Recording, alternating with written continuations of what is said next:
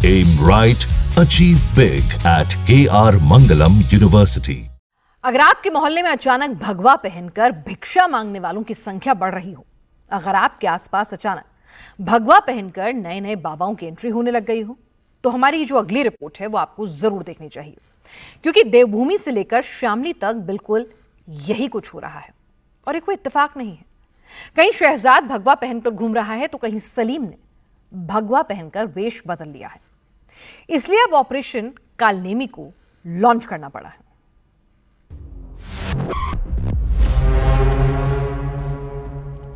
ये कालनेमी है। कालनेमी ने रामायण में हनुमान के साथ छल किया था। वेश बदलकर, रूप बदलकर हनुमान जी को धोखा दिया था। संजीवनी ले जाने से रोकने की कोशिश की थी।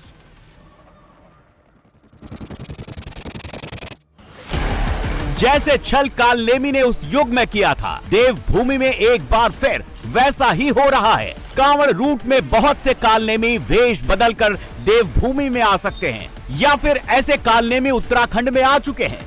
अब एक एक कालनेमी की खोज हो रही है। कालनेमी का नाम सुना है? कालनेमी सुना है? कुछ पढ़ा है इतिहास कालनेमी के बारे में?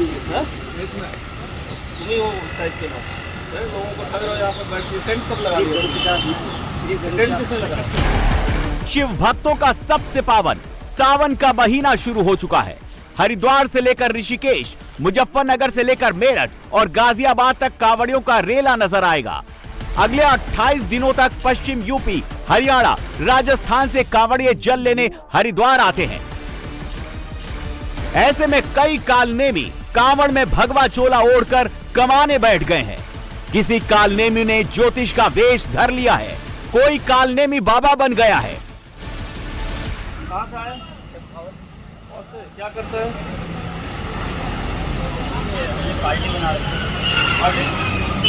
कैसी पार्टी? देखो भाई, इसीलिए धामी सरकार ने उत्तराखंड में ऑपरेशन कालनेमी शुरू किया है। उत्तराखंड पुलिस पूरे कांवड़ रूट में कालनेमियों को ढूंढ रही है। फाइल और रजिस्टर लेकर कालनेमी की पूरी कुंडली नोट की जा रही है। क्या हाल निकालते हैं?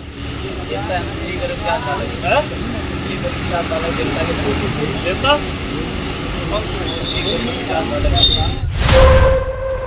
अभी सावन की शुरुआत ही हुई है। अभी ऑपरेशन कालनेमी की बस शुरुआत ही हुई है और अभी भी उत्तराखंड पुलिस ने 25 कालनेमियों को पकड़ लिया है। बांग्लादेशी भी कांवड़ रूट पर कमाई के लिए भगवा ओढ़कर घूम रहा था, हिंदुओं के साथ छल कर रहा था।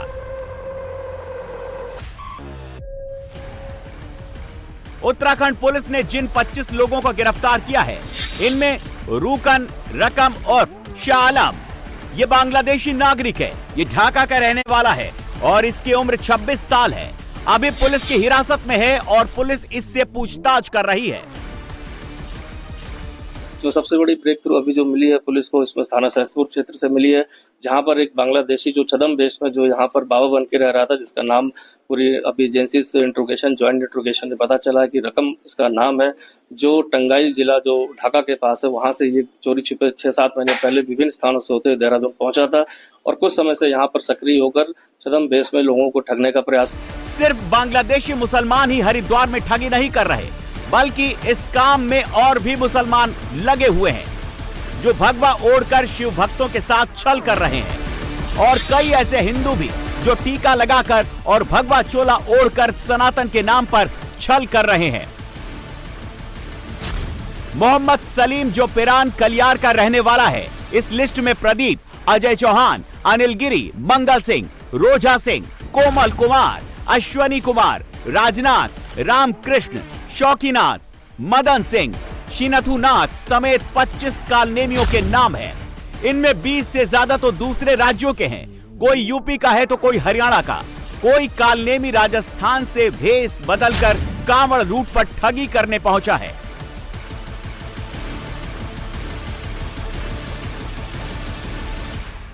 सीएम धामी ने अभी ट्वीट किया, ऑपरेशन कालनेमी, खास तौर पे कावड़ यात्रा के दौरान भेष बदल के या लोगों के साथ धोखाधड़ी, फ्रॉड के कई मामले सामने आते हैं। तो क्या ऐसे कुछ मामले सामने आए हैं? किस तरीके से ऑपरेशन कालनेमी हरिद्वार जनपद में चलाया जाएगा? देखिए, इसमें ज़रूरी यही कि हमारी जो इंटेलिजेंस नेटवर्क है उसको हम लोग सुदृढ़ रखें और उसी क्रम में जैसे जैसे हमें सूचना प्राप्त होती जाएगी हम उसको आगे कार्रवाई करेंगे। और एक हम लोगों ने सभी जगह मैसेज भी किया है कि कोई भी ऐसा व्यक्ति अगर law and order situation create करने के लिए अपना वेश बदल के या अन्य किसी भी तरीके से अफवाह फैलाकर जो भी करते हैं तो उस पर हम सख्त कार्रवाई भी करेंगे। और ये यात्रा एक अच्छी सद्भावनापूर्ण यात्रा रहे, एक धार्मिक यात्रा है, वो उसी स्वरूप में हम उसको चाहेंगे कि वो इम्प्लीमेंट रहे। जो असली संत हैं, जो सन्यासी हैं, जो सालों से सत्कर्म और धर्म से जुड़े हैं, उनका कहना है कि ऐसा छलावा करने वालों को पकड़ा जाना चाहिए। भगवा चोला ओढ़कर छल करने वालों को छोड़ा नहीं जाना चाहिए। उत्तराखंड में करोड़ों की संख्या में श्रद्धालु आने वाला है और इसमें कहीं फर्जी साधु भी यहाँ सक्रिय हो गए हैं।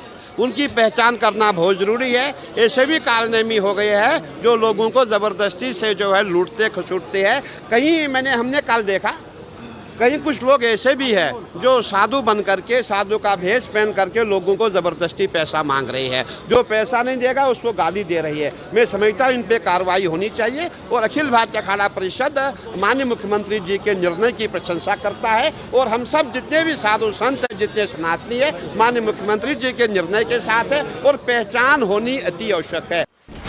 इस बार सावन और कांवड़ यात्रा की शुरुआत 11 जुलाई से हुई है। ये सावन का महीना और कांवड़ यात्रा 9 अगस्त तक चलेगी। 2022 में 3.5 करोड़, 2023 में 4 करोड़ और 2024 में करीब 4.5 करोड़ कांवड़ियों ने हरिद्वार से जल उठाया था।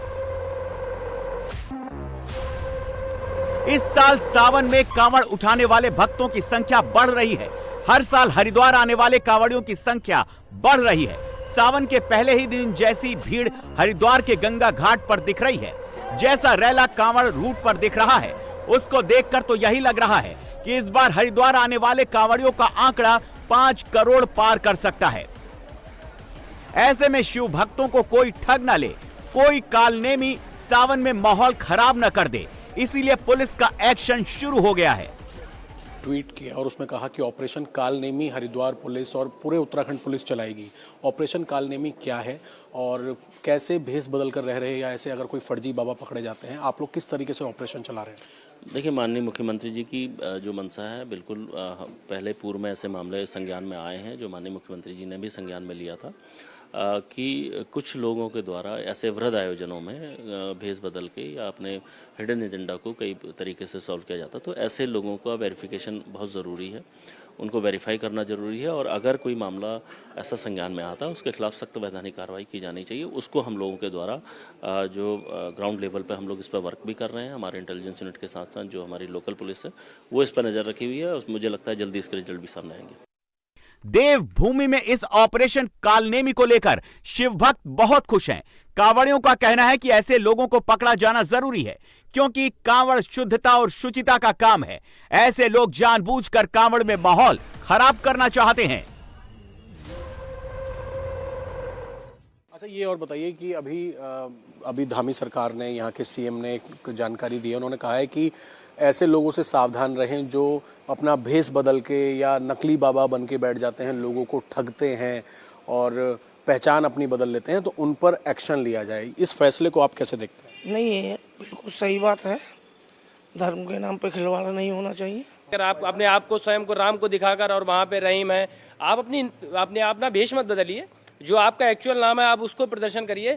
हमको लेना होगा, हम आपसे भी सामान खरीदते भी हैं। ऐसा नहीं है कि हम किसी से भेदभाव करके कोई चीज़ खरीदते हैं। हमको फल की आवश्यकता होती है तो हम ये नहीं देखते हैं ये फल हिंदू बेच रहा है या मुस्लिम बेच रहा है। हमको अगर उस चीज़ की जरूरत है हम हिंदू से भी लेंगे, मुस्लिम से। इसलिए पहचान तो हमें बदलनी नहीं चाहिए। जो हमारी पहचान है हम तो रहीम से भी मान लेंगे और राम से भी लेंगे, ठीक है।